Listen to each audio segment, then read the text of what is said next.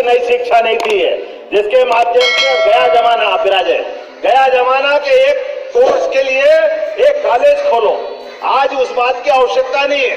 आप सब सुन लेना, एक बार जोरदार ताली बजाओ यशस्वी प्रधानमंत्री के लिए, जिन्होंने नई शिक्षा नीति को लागू करके लॉर्ड मेकाले की 1835 की शिक्षा नीति का आमूल चूल परिवर्तन कर दिया। अब हमारे यहाँ कॉलेज में जाओ, स्कूल में जाओ और पढ़ने की नई शिक्षा नीति पूरी लागू हो जाएगी तो वो हमारे जीवन में उत्कर्ष देने वाली होगी, वो जीवन को बदलने वाली होगी। वो गया जमाना के कागज की डिग्री लेकर के हम बेरोजगार की फौज बढ़ाते थे, अब इसकी आवश्यकता नहीं रहने वाली।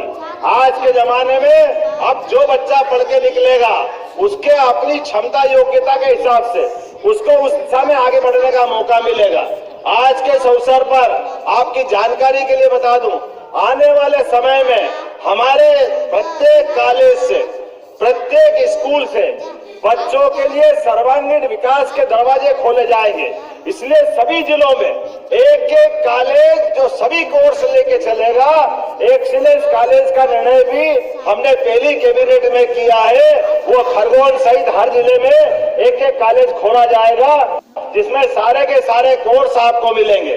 हमारे बच्चे जिस कॉलेज में पढ़ने जाए वो अपने स्वाभिमान के साथ जीवन जीना चाहिए कि नहीं जीना चाहिए, उनकी जिंदगी में उजाला आना चाहिए कि नहीं आना चाहिए, उनके जीवन में ये केवल कागज की डिग्री का महत्व हो ये किसने सिखाया, ये सारे व्यवस्था बदलेंगे। अरे और कुछ नहीं तो अपनी खेती बाड़ी में करने वाला गांव का बच्चा भी अगर पढ़ के जाए तो उसकी पढ़ाई उसके जीवन में काम आना चाहिए। लेकिन दुर्भाग्य के साथ ये छूट रहा था। हमने सारे प्रयास किए कि वो सारे प्रबंधन हम करेंगे। आज के दौर में जिस प्रकार का माहौल बना है, इस माहौल में आज हम नए दौर के नई व्यवस्था में जुड़ने जा रहा है। इसी 22 जनवरी को सबको मालूम है 500 साल पहले के प्रभु रामचंद्र जी सबको बुला रहा है। जोरदार तालियां बजाओ और जयकारा लगाओ प्रभु रामचंद्र जी महाराज की। 500 साल बाद हमारे अपने इस देश के अंदर 17 लाख साल पहले प्रभु रामचंद्र जी हुए और प्रभु रामचंद्र जी के माध्यम से देश ने शासन के शासनकर्ता का जीते जी भगवान का रूप देखा था।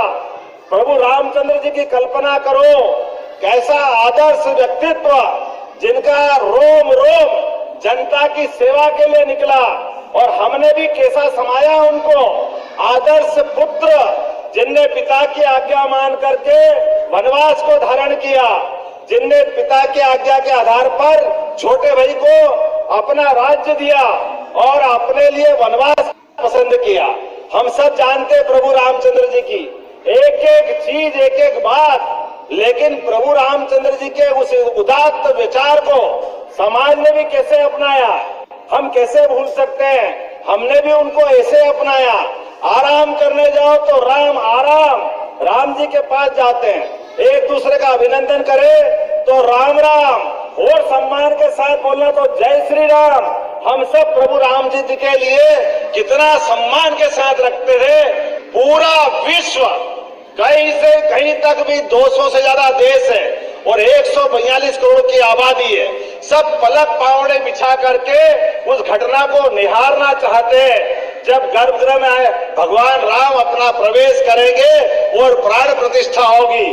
तो एक बार फिर हमारा पूरा प्रदेश, पूरी सरकार, हम सब मिलकर के हर गली मोहल्ले गांव गांव में प्रभु रामचंद्र की जय जयकार करते हुए